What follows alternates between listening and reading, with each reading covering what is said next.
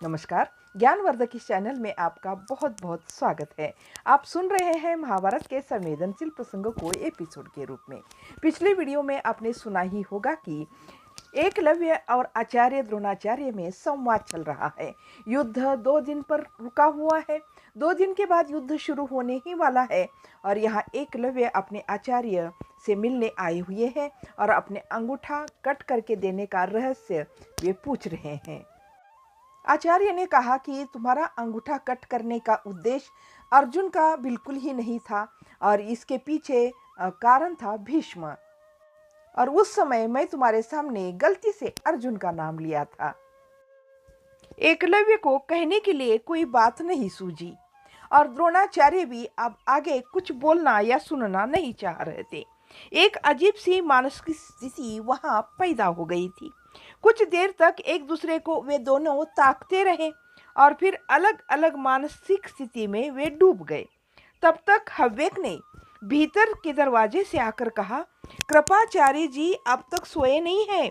खाने के लिए जगाने पर बड़बड़ाकर मुझे खाना नहीं चाहिए कहकर पुनः सो गए हैं। देर करने से भिगोया गया सत्तू आटे जैसा हो जाएगा और स्वाद भी नहीं रहेगा।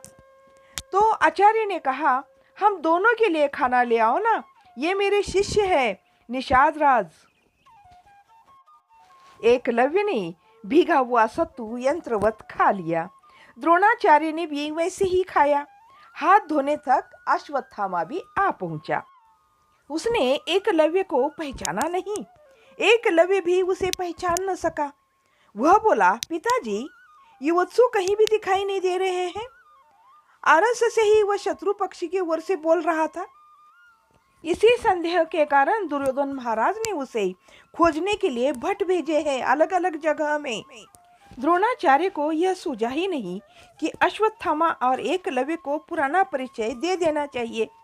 वे हाथ धोकर मौन बैठ गए।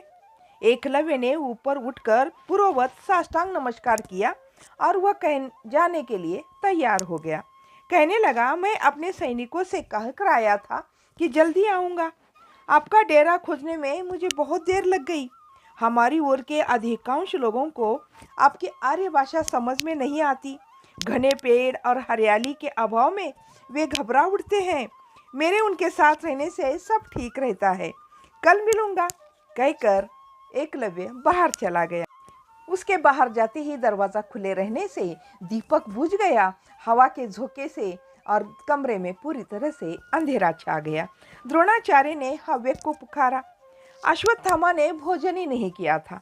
दुर्योधन के बड़े से बड़े डेरे में मांस, अन्न, रोटी, खीर आदि पेट भर भर कर खाकर आया था। वो पिता पुत्र हवनशाला में पास पास लेट गए। द्रोणाचार्य का सिर हवन कुंड के पास था। तब तक बाहर से बहुत सारी दुर्गंध आ रही थी।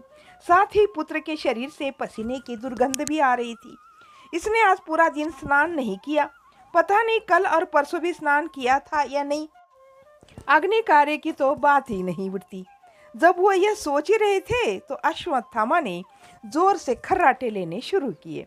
अब रात भर नींद नहीं आएगी। घर में ही ठीक रहता है। बड़ा सा 2 मंजिला घर है। वह सोता भी ऊपर है। यहाँ और कोई चारा है ही नहीं। यह सोचते हुए उनके मन में एक और बात आ गई। इसका स्वभाव ब्राह्मण जैसा है ही नहीं है। द्रोणाचार्य ये भी सोचने लगे कि यह क्षत्रिय भी नहीं बन सकेगा। इसमें आर्य राजाओं का सा दर्प और आत्मसम्मान भी नहीं है। व्यवहार कुशलता भी नहीं है। केवल शारीरिक शक्ति है और मेरी सिखाई सारी अस्त्रों की विद्या भी है। पुत्र को सबसे आगे बढ़ाने के लिए शिष्यों से छिपाकर सभी शस्त्रों का रहस्य इस अकेले को मैंने सिखाया था। पर तब यह क्या करता था, बाहर जाकर अपने खिलाने पिलाने वाले सारे सहपाठियों को सब बता देता था। ऐसे भला क्या बन सकता था? यह ऐसा क्यों बन गया? अश्वत्थामा के बारे में ऐसी बातें सोचते सोचते द्रोणाचार्य ने करवट बदली और रात बहुत देर हो चुकी थी और उनको खर्राटे की आवाज़ों में नींद भी नहीं आ रही थी। तब आचार्य द्रोण को अपने पिताजी की याद आई। पिताजी वन के बीच में पर्णशाला में रहते थे। जिन्हें आवश्यकता होती थी उन्हें खोज कर सीखने आते थे। राजा महाराजाओं की भी उपेक्षा करने की उन्हें स्वतंत्रता थी। जिसे चाहते उसे वे शिष्य बनाते थे, जिसे पसंद नहीं करते थे उसे बिल्कुल नहीं सिखाते थे, उनको भगा देते थे। उनसे इसको सिखाओ, इसको मत सिखाओ कहने वाले तुम कौन होते हो? पिताजी इस तरह सीधे जवाब देते थे। पिताजी की याद इसी प्रकार 4-5 बार सपने में भी आई थी। द्रोणाचार्य ऐसे ही स्मरण में खो गए थे क्योंकि अश्वत्थामा के अभी खर्राटे चल ही रहे थे। द्रोणाचार्य ने देखा कि सुबह हो गई है और बाहर लोग मल मूत्र विसर्जन के लिए इधर उधर भटक रहे हैं और दुर्गंध तो बहुत ही अंदर आ रही थी। इस बात का द्रोणाचार्य को बहुत क्रोध आया, लेकिन बाद में उनके ध्यान में आया कि बेचारे वे कहाँ जाएंगे मल मूत्र के लिए। यही सब सोचते सोचते आचार्य द्रोण ने भी अपने नित्य कर्म निपटा दिए और अंदर आकर देखे तो अभी अश्वत्थामा सो ही रहा था। आचार्य ने सोचा कि यह अभी उठेगा भी नहीं, अब स्नान ही कर लेते हैं। हव्यक को उन्होंने बताया तो पानी आधी नांद भर है, ऐसा हव्यक ने बताया। कल सांझ गाड़ी से पानी आने वाला अभी तक नहीं पहुंचा। हव्यक ने कहा कि पानी बहुत कम है, यदि इसे भी खर्च कर दिया गया तो शौच के लिए दिक्कत हो जाएगी। उसके केवल हाथ पांव मुंह धोकर भीतर आने तक एकलव्य आ गया था। पुनः एकलव्य को वापस आता देखकर द्रोणाचार्य को बड़ा आश्चर्य हुआ। उसके साथ में दृढ़काय नौकर थे।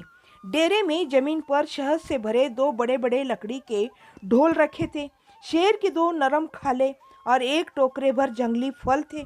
उसने कल की तरह ही पुनः नमस्कार किया। बैठो कहने पर वह जमीन पर बैठ गया। बीच में अश्वत्थामा के खर्राटे जारी ही थे। एक तरफ द्रोण बैठ गए थे और खुले दरवाजे से आने वाली सूर्य की किरणें उस पर भी पड़ने लगी थी। द्रोण ने ध्यान से देखा, कल का चमकने वाला सोने का किरीट, सुनहरा वक्ष कवच, भुजबंद, गले का हार आदि में सोने की चमक दमक नहीं थी। उसने कमाए चर्म का भुजबंद, अंगरखा आदि साधारण वस्त्र पहन रखे थे। दरवाजे से बाहर खड़े सेवक जंगली लोगों के वेश में थे, पर उनके कंधों पर लोहे के धनुष बाण लटक रहे थे। एकलव्य ने सीधे देर न करते हुए बात शुरू की। वो कहने लगा, मैं रात भर सोचता रहा, अर्जुन से बदला लेने का अच्छा अवसर समझकर दुर्योधन की ओर से लड़ने के लिए युद्ध में आया था। पता चला कि मुझसे अन्याय करने वाला भीष्म है, वही इस पक्ष का नायक है। उससे बदला लेना हो तो मुझे अर्जुन के पक्ष में जाकर मिलना होगा। सुना है कल ये घोषणा भी हुई है। पांडवों के जन्म की बात भी कैसी है? इतना कहकर वो रुक गया। द्रोण ने कहा, नियोग से? नियोग से? हाँ, आप लोगों का धर्म बड़ा विचित्र है। हमारे यहाँ ऐसा कुछ नहीं है। संतानहीन होकर मर जाए या संतान न हो तो पाप हो जाएगा, ऐसी कोई विचित्र बात हमारे यहाँ नहीं है। संतान के लिए एकत्रित कर रखने को खेत, घर, भवन भी नहीं रहता हमारे पास।